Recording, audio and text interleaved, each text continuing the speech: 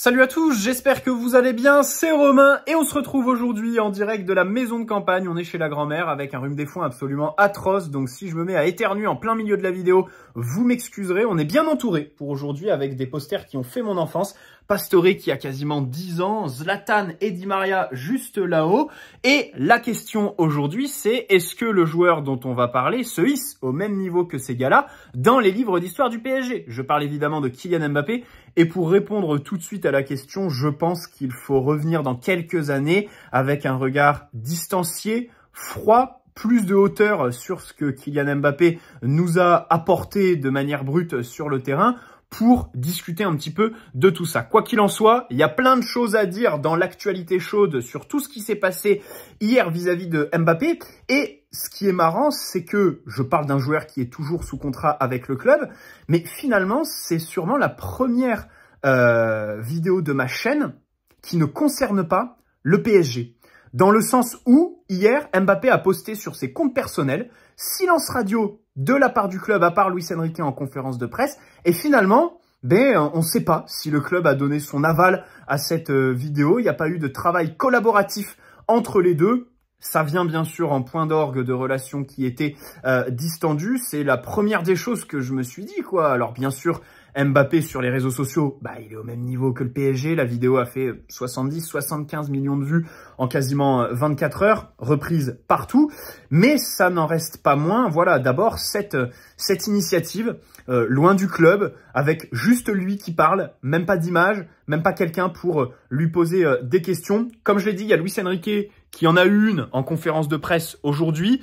Faut noter aussi qu'il y a ce bon vieux Ben Jacobs, journaliste anglais qui est le relais, le toutou, le porte-parole de Nasser. Dès qu'il y a un truc qui sort, Nasser l'utilise évidemment pour faire fuiter ce qu'il a envie de dire. Enfin, Nasser ou son entourage, hein, c'est pas lui qui contacte les journalistes.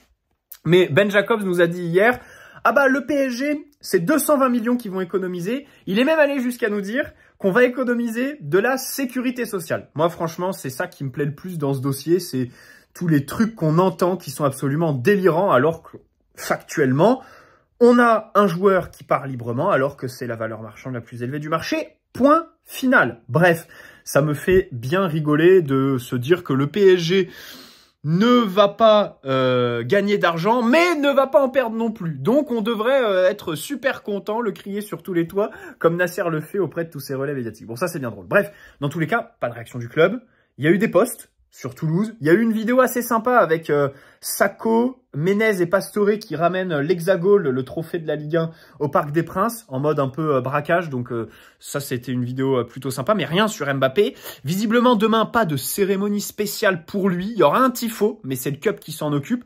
Et même sur le barbecue d'hier, visiblement, le club n'est pas à l'origine de ce qui a été organisé au Parc des Princes. C'est vraiment Mbappé qui a dû s'organiser avec le collectif Ultra Paris. Sur le timing déjà, à 48 heures de son dernier match au Parc des Princes, on peut s'interroger et se dire qu'il fait ça pour essayer d'avoir des adieux dignes de ce nom. C'est, je pense, une partie de la vérité. Après, s'il y a bien un point où je suis pas jaloux de lui, dans le sens où j'aimerais pas être à sa place, c'est sur la gestion du timing. Parce que c'est très facile de parler une fois que c'est fait, mais il n'y a jamais de bon moment. Voilà, pour faire ce genre de truc. Bon, il le fait maintenant.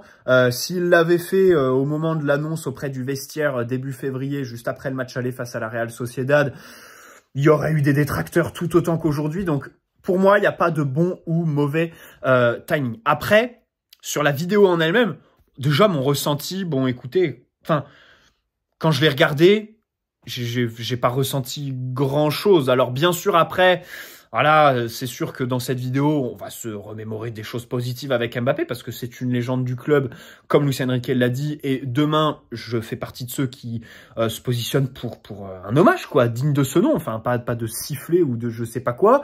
C'est pas parce qu'on a manqué de classe par le passé avec d'autres légendes du club qui sont sûrement au-dessus de lui en matière de lien affectif avec les supporters que on doit encore manquer de classe indéfiniment, quoi.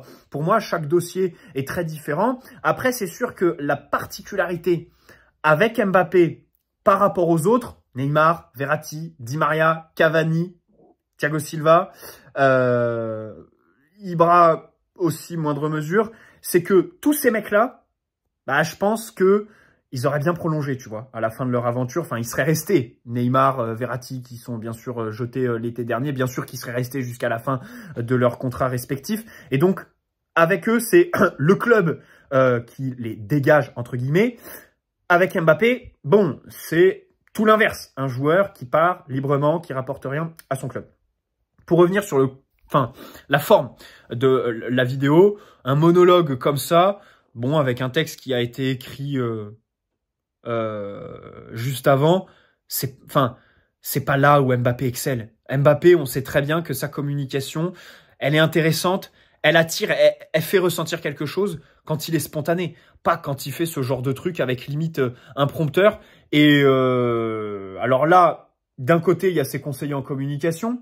Comment on a pu se dire, faire parler Mbappé 4 minutes, qui est un joueur difficile de faire ressortir des émotions chez lui, et à quel point aussi de l'autre côté, avec le club en fait, les relations sont détériorées, peut-être au point de ne même plus pouvoir organiser de conférences de presse. Typiquement, Pascal Dupraz, c'est ce qu'il a dit, c'est pas digne d'un départ d'un joueur de ce calibre. Il aurait fallu une conférence de presse, faire un truc beaucoup mieux, et au final, la conf, il va la faire avec le Real Madrid quand il va y signer. Je suis plutôt d'accord avec Pascal Dupraz. Voilà, il aurait mieux fallu faire quelque chose de plus interactif, tu vois, d'autant plus avec Mbappé, avec Mbappé. Enfin, Thiago Silva, tu le mets devant une caméra, tu sais très bien que c'est quelqu'un, voilà, qui va te faire ressortir des émotions, qui va trouver les bons mots. Là, bon, même dans le choix des mots, le texte et tout ça, c'est vrai que bon, je veux pas trop me plaindre, mais bon, je trouve pas que ce soit un exercice qui colle vraiment à la personnalité de Mbappé. Ensuite, dans le contenu,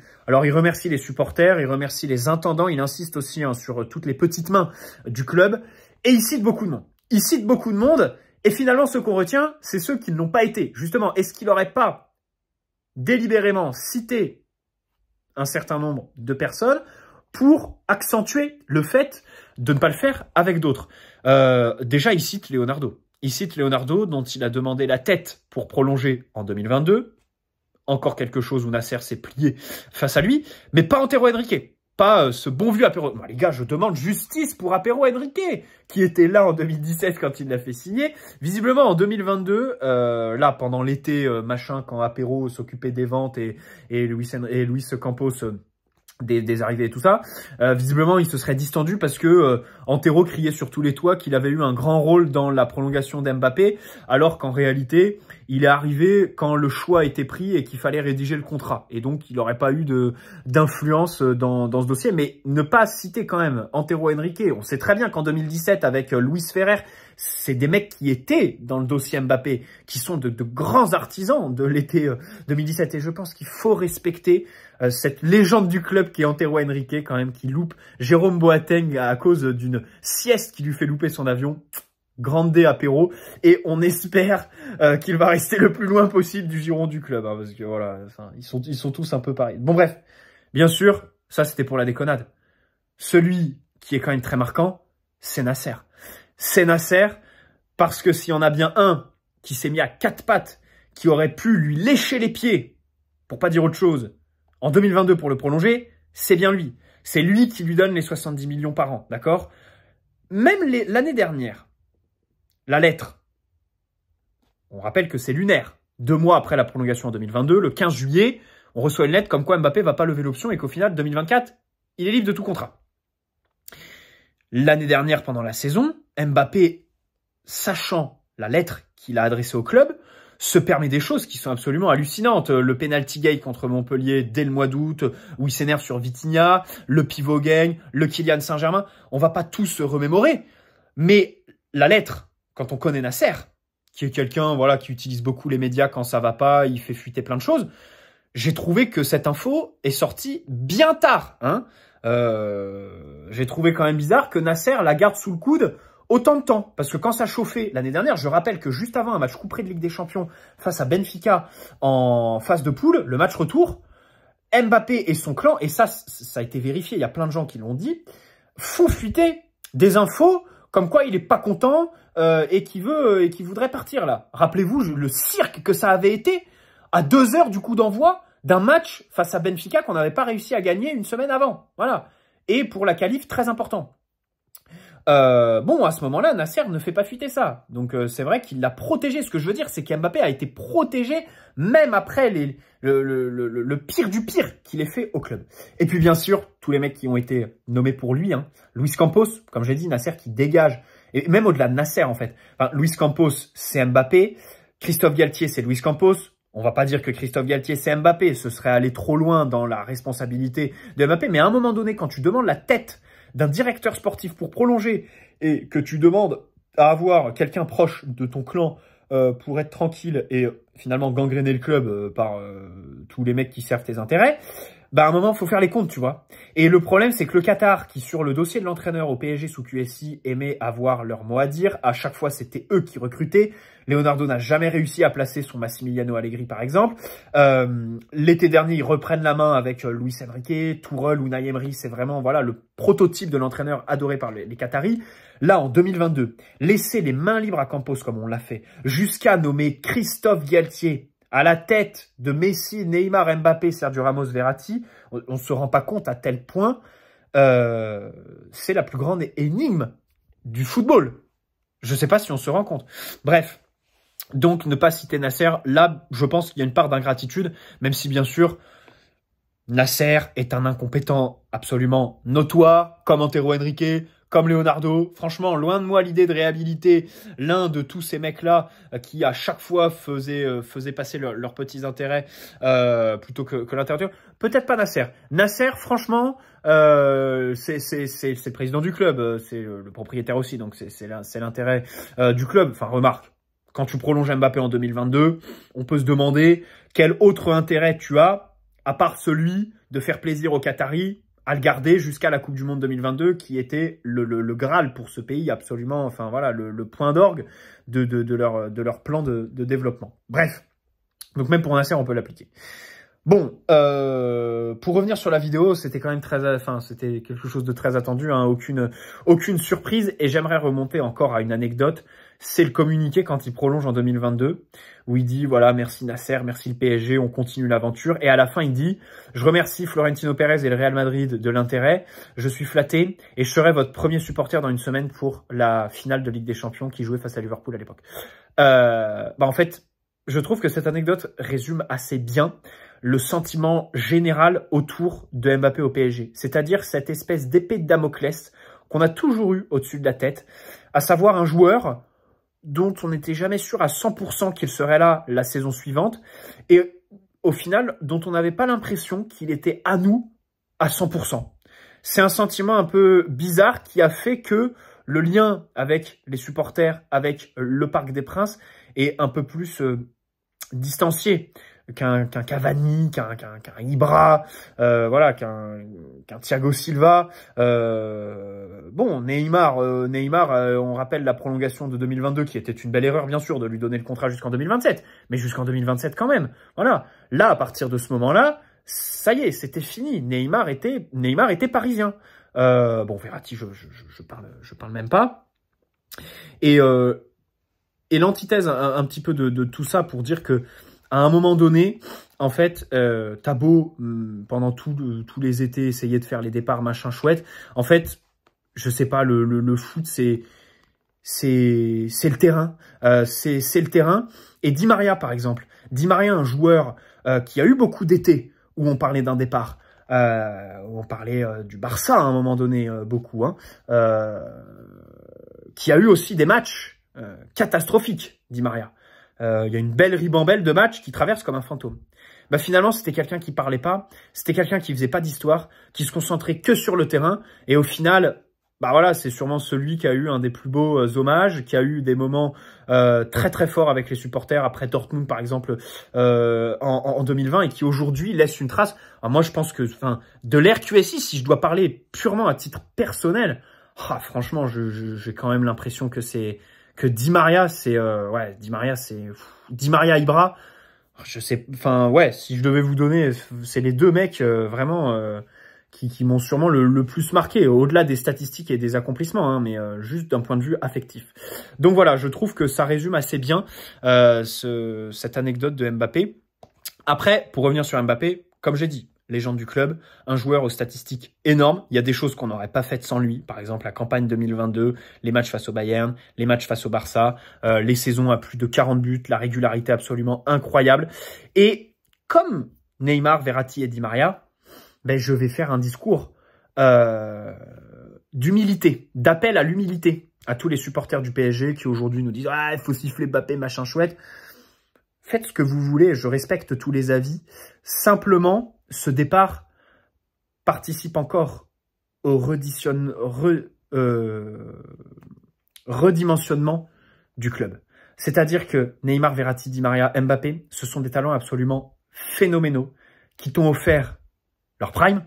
Di Maria, ça se discute. Les trois autres. Neymar, quand il arrive en 2017, les 6 premiers mois, c'est le meilleur joueur du monde, tout simplement, que tu recrutes, en fait. Mbappé, 7 saisons, un joueur de ce talent pour Mbappé pour la Ligue 1, ben, je crois qu'on va pas le revoir de sitôt, les gars. Et c'est pour ça qu'il faut de l'humilité. Hein, parce que moi, je fais un parallèle avec ce dont on parlait hier soir. Xavi Simons. Aujourd'hui, le PSG, c'est un club qui se prend des vents par Xavi Simons. Voilà. Faites-en ce que vous voulez. Les Di Maria, les Mbappé, les machins, au poste de gardien, les Keylor Navas, par exemple. Bon, peut-être qu'il y a un parallèle à faire avec le niveau du foot général. Peut-être qu'aujourd'hui, c'est pas que au PSG, mais dans le foot général, que ce genre de joueur est très difficile à retrouver. Mais, dans tous les cas, voilà, les talents comme ça qui font lever le stade. Bon, t'as Dembélé qui est là, mais pardonne-moi Dembélé, je pense que ce sera jamais au niveau de tous ces mecs que je viens de citer. Et les mecs que tu vas recruter cet été, même un Barcola, voilà, le Gvara que j'adore et que je veux au PSG, bon, bien sûr, c'est le genre de joueur pour qui je paye. Gvara, Dembélé, vraiment, c'est les mecs qui te font lever de ton siège, de ton fauteuil, peu importe où tu es, qui te fait vibrer. Mais voilà, c'est pas ce niveau de talent et donc il faut être un petit peu humble et bien sûr essayer de outrepasser la dimension politique qu'a pris cette relation entre Mbappé et le PSG pour rester sur le terrain. Après, comme je dis, légende du club, mais à quel prix? Bien sûr, le salaire de 70 millions. Déjà, pour 70 millions, j'attendais autre chose en Ligue des Champions face à Dortmund sur les 2 matchs, par exemple. Ensuite, avec la masse salariale vis-à-vis du fair play financier, bien sûr que ça nous a gêné sur le premier mercato, juste après la prolongation en 2022. Et puis, il y a aussi les mecs qu'on a placés pour lui. Campos, Julien Ménard, l'influence de la mère Faiza. Et il faut aussi se demander à quel point il a influencé certains recrutements. Là-dessus, j'aimerais aussi vous donner mon avis parce que le problème, c'est qu'on peut dire « Ouais, Mbappé est responsable des mercatos et tout ça ». Moi, je pense que c'est vrai pour le salaire, pour la question de la masse salariale. Même si on a vu, dans l'effectif, il y avait d'autres joueurs qui avaient des salaires délirants et qui nous bloquaient, qui, quand ils sont partis l'été dernier, ont permis de recruter des joueurs d'un autre standing qu'en 2022. Dembélé, Lucas Hernandez, c'est un autre standing. Après, ce qui est paradoxal, c'est que Dembélé, Lucas, Kolo Muani, ce qui pourrait s'apparenter à des joueurs qu'on recrute pour faire plaisir à Mbappé, on le fait l'été où Mbappé est au loft, après la lettre du 15 juillet, sachant qu'il n'allait pas prolonger, qu'il serait là que pour une année. Et en parallèle, on signe Luis Enrique, pas forcément l'entraîneur idéal pour Mbappé, et on l'a vu pendant la saison avec un projet. Donc en fait, je pense que typiquement Kolo Muani, dire que on l'a recruté pour faire plaisir à Mbappé, je trouve que c'est assez faux en fait. Je trouve que pour Kolo Muani, la vraie vérité, déjà Kolo Muani, c'est pas Campos. Campos, il dit à Kolo Muani début juillet qu'il n'en veut pas. Il ferme le dossier, c'est Nasser qui le réouvre et je pense que c'est plus la lubie de Nasser de recruter des mecs français, franciliens pour avoir l'identité machin. Rappelez-vous le discours identitaire qu'il tenait, qui le rapprochait dangereusement de Marine Le Pen, de tout ce que vous voulez. Quand il tenait ça, bon, ça fait partie des déclarations un peu lunaires de Nasser, mais l'année dernière, c'était un peu le projet. Donc, je pars plus sur cette idée-là plutôt que recrutement fait pour Mbappé. Après, de tous ceux qui sont partis, je pense effectivement qu'un Leandro Paredes, par exemple, est parti pour faire plaisir à Mbappé. Même si Paredes, de son côté, était un joueur qui choisissait ses matchs. Ça, on va pas refaire l'histoire. Neymar, bon, c'est vrai que les deux avaient une relation distendue. Peut-être que ça a joué un petit peu. Après, si on revient sur le départ de Neymar de manière brute, bon, sachant qu'il se fait les croisés 15 jours après face au Brésil, avec le Brésil, de manière tout à fait cynique, on se dit, heureusement qu'on l'a fait partir. pour qu'au final, après, il se retape encore 10 mois de blessure. Heureusement qu'on n'a pas payé les salaires pour une énième saison blanche qu'on aurait vécu avec Neymar, puisqu'il se fait ça en sélection nationale, pas avec son nouveau club, en sélection nationale en septembre. Et puis voilà, c'est vrai qu'on était aussi arrivé au bout, hein, avec Neymar, il y avait l'histoire avec les supporters, voilà, un joueur qui aussi ne collait pas avec la physionomie de Luis Enrique. J'en reviens à Luis Enrique encore une fois pour les départs. Voilà, un entraîneur que Mbappé n'apprécie pas, sûrement celui avec lequel il s'est le moins entendu avec Tourelle au PSG. Et Neymar, Verratti, on sait très bien aussi que ce sont deux mecs que Luis Enrique voulait aussi faire partir. Il était sur la même longueur d'onde que Luis Campos. Verratti, typiquement, dire que Mbappé a voulu le faire partir, c'est faux. Déjà parce que les deux s'apprécient, ils continuent à se voir, il y a régulièrement des photos d'eux sur les réseaux sociaux. Et puis Verratti, on sait très bien que la narration, c'est Luis Campos, Luis Enrique qui sont absolument d'accord pour faire partir les mecs qui n'ont visiblement plus la motivation ou le physique pour le plus haut niveau. Après, en termes de talent, évidemment, et Verratti, des départs de l'année dernière, c'est celui que je regrette le plus. Je pense que je vous ai fait assez chier au mois de septembre sur ce dossier-là avec Verratti, que je porte dans mon cœur aussi. Ah oui, j'oubliais Verratti avec Di Maria et Ibra pour les meilleurs joueurs, enfin ceux qui m'ont le plus fait vibrer. Bref. Donc voilà, c'est vrai qu'il faut prendre les dossiers un à un. Ce club est tellement complexe. À chaque fois, il y a une dimension politique avec d'un côté les Qataris, le clan Nasser, le clan Luis Campos. Cet été, on va avoir Luis Enrique. Là, on a les dessous de quelque chose qui se dessine. Donc là-dessus, sur l'influence de Mbappé, je serais plutôt mesuré. Encore une fois, j'ai essayé de vous donner mon avis basé sur des faits, évidemment, suivre continuellement le club, lire toutes les infos qui sortent, les déclarations qui sont faites. Et là où je lui en veux le plus, et en plus, ça c'est décuplé par la déclaration de Faiza dans le truc envoyé spécial quand elle dit si on avait pu prendre 10 milliards, on l'aurait fait. Je veux bien que tu penses à tes intérêts personnels, Faiza, peut-être que j'aurais fait pareil, mais le problème, c'est qu'aujourd'hui, on est dans un fair play financier qui est autour de la masse salariale et un joueur à 70 millions par an, c'est pas possible. Et c'est là où je lui en veux le plus sur ce salaire. Après, tu ne peux pas te plaindre que le PSG n'a pas tenu ses engagements de recruter Bernardo Silva, Robert Lewandowski. Quand tu prends 70 millions, c'est pas possible. C'est pas possible. Donc voilà. Depuis 2 ans, c'était devenu n'importe quoi. Les relations étaient très froides, très détériorées. On va pas refaire tout le bordel. Moi, deux regrets. Déjà, que Mbappé ait signé la prolongation en 2022. Il aurait pu partir libre. Je pense que on lui en aurait beaucoup moins voulu que le départ libre actuel. Et l'été dernier, le Real qui ne fait pas d'offre. Pourquoi le Real fait une offre fin 2020, en dernière semaine de Mercato 2021, finalement, à 10 mois de la fin du contrat d'Mbappé, 180 millions, rappelez-vous, pour 10 mois de contrat. Et pourquoi l'été dernier 2023, absolument la même situation, et le Real ne fait pas d'offre, refuse de nous prendre Mbappé, alors que là, on était vraiment ouvert et qu'on aurait pu faire ça très proprement. Même le Real, de leur côté, avait un intérêt, hein, déjà potentiellement péter le transfert le plus cher de l'histoire en proposant 230 millions par exemple, plus que Neymar. Et puis voilà, au niveau des relations avec le PSG, les réchauffer.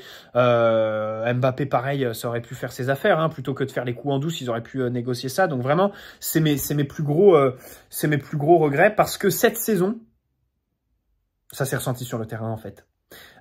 La saison dernière, bon, à part la blessure qui le tient éloigné des terrains et qui explique en partie la bouse qu'il nous sort au match retour contre le Bayern, c'est vrai qu'il fait une première partie de saison qui est quand même plutôt bonne. Sur les 6 des 7 saisons, en fait, c'était un joueur très fiable, qui s'entraînait de manière très sérieuse, qui était à un gros niveau physique. Et là, cette saison, j'ai de gros doutes là-dessus. Bon, déjà, tactiquement, avec Luis Enrique, la question de son positionnement. Mentalement, la question de sa gestion ces derniers mois. Et bien sûr, physiquement, parce que Daniel Riolo en parlait dans le débrief de l'after la semaine dernière du match face à Dortmund. C'est vrai, je me pose certaines questions sur la condition physique d'Mbappé. Est-ce qu'on n'a pas un joueur qui a lâché cette saison et qui physiquement n'y était plus trop, parce que voilà, quand on voit le niveau qu'il avait, pas capable de mettre un coup de rein face à Dortmund, c'est quand même assez problématique. Bon, après, en parallèle, cette année, il bat son record de buts sur une année, sur une saison, record personnel. Après, il tire tous les pénaltys. Et il en a eu pas mal, notamment en première partie de saison, donc ceci explique cela. Bref, passons à autre chose. Donc voilà, départ d'Mbappé, écoutez, ce qui me fait ni chaud ni froid. Maintenant, cap sur le mercato la saison prochaine. Je dis pas que ça va être plus facile. Ça me fait rien, mais ça veut pas dire que je pense que l'année prochaine, on sera meilleur sans Mbappé. Et là-dessus, j'ai de sérieux doutes. J'ai de sérieux doutes. Si on veut parler aussi des relations avec Luis Enrique, franchement, a posteriori, déjà, le sortir en Ligue 1, c'était purement politique de la part de Luis Enrique. Au final, en Coupe de France et en Ligue des Champions, on le voyait terminer les matchs. Voilà, il était là, il était titulaire jusqu'au bout. Donc, c'était purement politique de le sortir en Ligue 1. Et je pense que si on devait trouver une circonstance atténuante, par exemple à Mbappé, c'est vrai que du côté de Luis Enrique, cette gestion a pu atteindre mentalement au niveau de la confiance Kylian Mbappé. Après, on reste sur probablement sa pire saison, notamment en Ligue des Champions, depuis le début de sa carrière tout simplement. Et il y a des matchs, enfin sur la plupart des matchs, c'est bien sûr individuellement qu'il peut s'en vouloir Mbappé. Bref. Voilà, après, la vie c'est la vie. 7 saisons, merci. Sûrement 2 de trop sur les 7. Mais c'est comme ça. Aujourd'hui, c'est vrai que c'est un divorce qui est assez bizarre, sans saveur particulière. Mais voilà, maintenant, parlons du mercato. Alors, j'aimerais vous parler de Kvara quand même. Hein, les gars, je suis obligé, Gvija, machin, le speaker du Parc des Princes, qu'on embrasse aussi, Michel Montana, fait bien de prendre sa retraite parce que si rejoint l'année prochaine, c'est sûr que ça allait être compliqué de chauffer le Parc des Princes avec un tel nom. Bref, donc, bien sûr aussi, Montana, grande légende du PSG, qu'on embrasse, à qui on souhaite une très très bonne retraite. Il la mérite parfaitement et j'espère qu'on va pas avoir avec le speaker un truc comme on avait eu avec la musique d'entrée. Rappelez-vous quand on devait mettre DJ Snake et qu'au final ça avait fait une polémique de zinzin et que le club avait fait machine arrière. J'espère que là ça va être plutôt bien. Je dirais qu'on va pas avoir de polémique là-dessus. Allez, passons à Kvara, donc avec qui on a discuté. Le joueur est attiré. Ça c'est plutôt drôle parce que c'est un joueur qui se cache pas, notamment par le biais de son agent qui a publiquement déclaré les intérêts du Barça, du Real, de Manchester City, qui a dit que son rêve, c'était de jouer au Real Madrid. Et au final, là, donc, voir qu'il est attiré par le PSG, donc ça fait plutôt plaisir. Maintenant, reste à convaincre Naples, en fait. J'ai envie de dire, moi, le joueur, je l'adore, mais le problème, c'est que De Laurentiis, son plan cette saison, il était très clair. Il a prolongé Osimhen en lui donnant un salaire de 10 millions par an, mais surtout en lui donnant une clause libératoire à 130 millions pour, justement, prévoir un départ. De toute façon, quand tu es joueur de Naples, dans 99% des cas, il te faut une clause libératoire pour partir. Et donc, là, cette saison, on avait travaillé pour faire partir Osimhen. Tu vas te libérer de son gros salaire que tu lui as donné lors de sa prolongation. Tu vas faire rentrer de l'argent. Naples sont plutôt bien financièrement, même s'ils vont sûrement pas, enfin, ils vont pas aller en Ligue des Champions. Et donc, il va sûrement pas vouloir laisser partir Kvara, qui est déjà sous contrat jusqu'en 2027 là-bas, qui a un salaire d'1,5 million, donc c'est facile de le prolonger en lui triplant, voire quadruplant son salaire, même si c'est aussi un argument du côté du PSG pour le faire signer de notre côté. Et puis De Laurentiis, on sait très bien quel genre de président c'est avec Alan, le dossier le plus concret, mais aussi Reina, rappelez-vous, le gardien, quand on s'intéresse à lui, le frérot, il avait une quarantaine d'années, on proposait quoi, 10 millions, et il avait même refusé 10 millions, c'était en 2017, pour prendre Reina à cette époque. Donc c'est vrai que quand je lis 80 millions dans les médias pour Kvara, bon, je me dis les gars, vous êtes un peu trop confiants. Donc c'est vrai que c'est toujours très compliqué de sortir un joueur du Napoli. Après, moi, c'est un joueur que j'adore. C'est un joueur que j'adore. C'est vrai que sa saison est un peu moins bonne, notamment en termes statistiques. Mais en fait, je ne sais pas si cette saison est moins bonne ou si c'est la saison dernière où, par exemple, il surperformait ses expected goals, en fait. Peut-être que la saison dernière, il a atteint un niveau qu'il n'atteindra plus, en fait. Et cette saison, pour moi, n'est pas moins bonne. Déjà parce que, même en difficulté, il arrive à avoir des statistiques très correctes, voire élites, pour les dribbles, repiquer dans l'axe, les courses progressives, créer des occasions, tirer. Il est capable de marquer de très beaux buts. Et puis, je ne peux pas omettre le contexte collectif du Napoli. Vous pouvez me dire, ouais, il fait une mauvaise saison, mais le Napoli, ils sont 8e. Ils ont fait 3 entraîneurs cette saison, notamment Rudi Salgars. Pardonnez-moi, c'est quand même une circonstance atténuante pour ce bon vieux Kvara. bientôt, je vais dire Citroën Xantia. C'est pas possible, les gars. Donc voilà, finalement, on aurait le pendant de Dembélé à gauche, à savoir un joueur qui fait beaucoup de différence dans le jeu, qui repique vers l'intérieur, grosse fréquence d'appui, dribble et tout ça, capable de vraie fulgurance, faire briller ses partenaires, distribuer des passes décisives, marquer, pas beaucoup, mais à chaque fois qu'il marque, c'est des buts qui sont plutôt esthétiques et très réussis. Encore une fois, cette saison en Serie A, il met quand même 10 passes décisives, 8 buts. S'il finit bien la saison, il va être en 10-10. Bon, c'est plutôt intéressant. Au PSG, un 10-10, regardez dans l'effectif, il n'y en a pas beaucoup qui sont à ce niveau de statistiques. Hein. Barcola, c'est quoi? 3 buts. Dembélé, c'est quoi? 5. Même s'il y a quand même 14 passes décisives du côté de Dembélé aussi qu'il ne faut pas omettre. Donc voilà. Et au-delà du prix de De Laurentiis, je pense qu'il y a aussi l'agent à prendre en compte qui est assez chiant. Peut-être déjà qu'il nous utilise pour négocier une prolongation avec le Napoli. Ça, j'y pensais quand la rumeur Kvara au PSG était dans les médias italiens. Mais là, c'est Fabrice Hawkins, des médias français, donc source au sein du club, et qui nous disent que c'est Luis Enrique qui en fait sa priorité pour remplacer Mbappé, en fait. C'est l'entraîneur du PSG qui le veut, et là, je suis pour Luis Enrique. Moi, j'ai l'impression quand même qu'il y a quelque chose qui se dessine entre Luis Campos, qui aimerait encore recruter un neuf. On entend Gyökeres du Sporting Portugal, ou Luis Campos a ses réseaux. Osimhen, bon là, on se demande quel réseau il a, limite mafieux vu le cas du transfert d'Osimhen à Naples. Et Luis Enrique, qui reste finalement sur son idée de jeu dont on a vu une caricature mardi, à savoir jouer en U, aller chercher la différence individuelle sur les côtés avec des ailiers qui vont chercher les 1 contre 1 et finalement dans l'axe. Bon, c'est vrai que ça pourrait être un bémol sur le dossier Kvara. Tu restes dans cette idée-là. Et quid des joueurs qui vont venir te faire les passes dans l'axe, qui vont venir se positionner entre les lignes, se retourner sur leur prise de balle, te donner les ballons en profondeur depuis des zones à forte densité. Bon, je pense qu'il ne faut pas omettre ce genre de profil. Vraiment pas à délaisser. Donc voilà, c'est le seul petit bémol que je mettrais sur Kvara, un joueur que j'adore. Et puis comme je l'ai dit, on a un redimensionnement du foot qui s'opère aujourd'hui. Et voilà, un joueur comme Kvara, si tu réussis à l'attirer, bien sûr que c'est un joueur sur lequel tu auras des bémols, tu auras quelques doutes, son apport dans les grands matchs, c'est vrai que souvent il disparaît un petit peu.